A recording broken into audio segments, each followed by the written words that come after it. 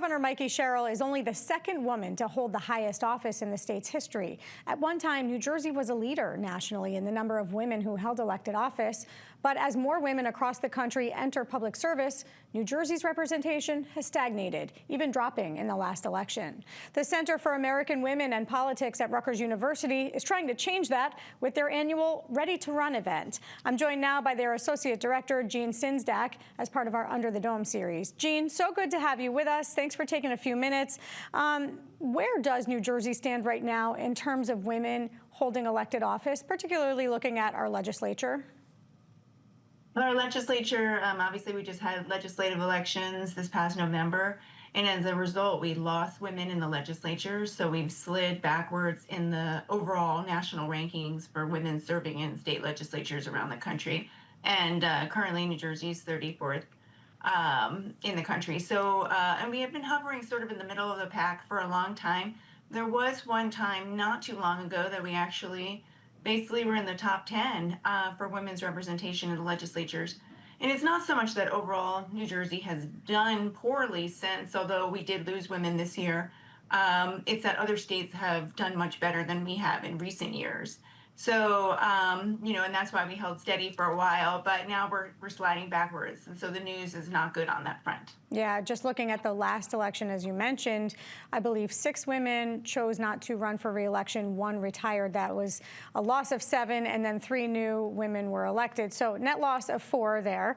Right. But I'm just curious, looking at New Jersey, why is it that we see women either make the choice not to run for re-election or not choosing to run at all? Well, in New Jersey, you know, it mirrors a lot of the same what we're seeing around the country. Part of it is, you know, the power of incumbency and, you know, how many opportunities there are for women and other newcomers to the political process. So that's a big part of it always. But the other piece of it is that we know women aren't asked to run for office at the same rates that men are. We do know that when they do run, they win at the same rates as men do in comparable races. So it's not the winning, it's the recruitment. We have a real pipeline challenge. And we've seen that particularly in New Jersey in recent years.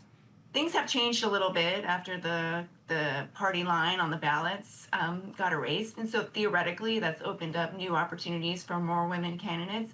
But we do know that party organizations still have a tremendous amount of power in terms of both recruiting and then supporting the candidates that are running. And so we really need to do some work on the recruitment pipeline to get more women to run for office. We've also heard from women across the board at all levels of elected office, but particularly Senate and Assembly representatives who've said there's a real toxic work environment for women in Trenton in particular. I know former Senator Loretta Weinberg was bastion for women, you know, kind of changing that environment. She created a female task force to address it.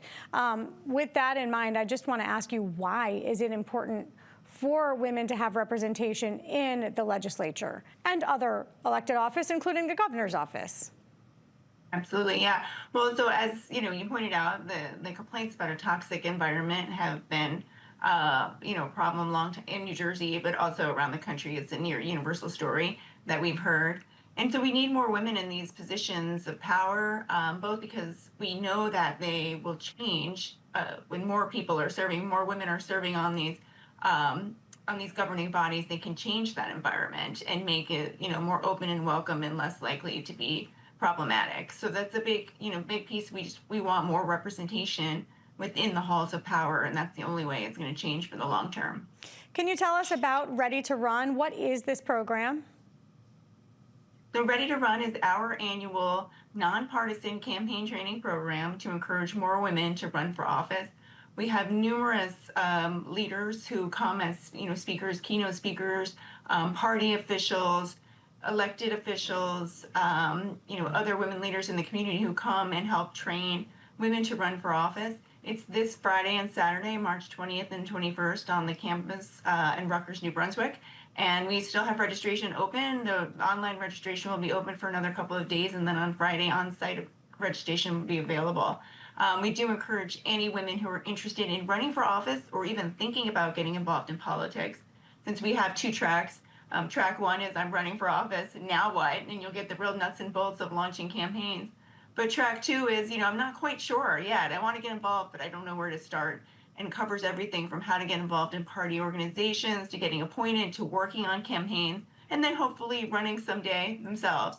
So there really is something, for everyone, no matter where you are on the spectrum, the political spectrum in terms of your involvement. Yeah, it's a great point because, as you said, this is nonpartisan. It's, anyone, any female who's looking to get involved. What are the characteristics that someone, considering whether or not they might be a good candidate should ask themselves whether or not they possess or perhaps work towards, strengthening within themselves? Well, certainly the first thing we say to people say that to us all the time, like, do I have what it takes? And, do I need to do some prep work? I mean, obviously campaign training is really helpful.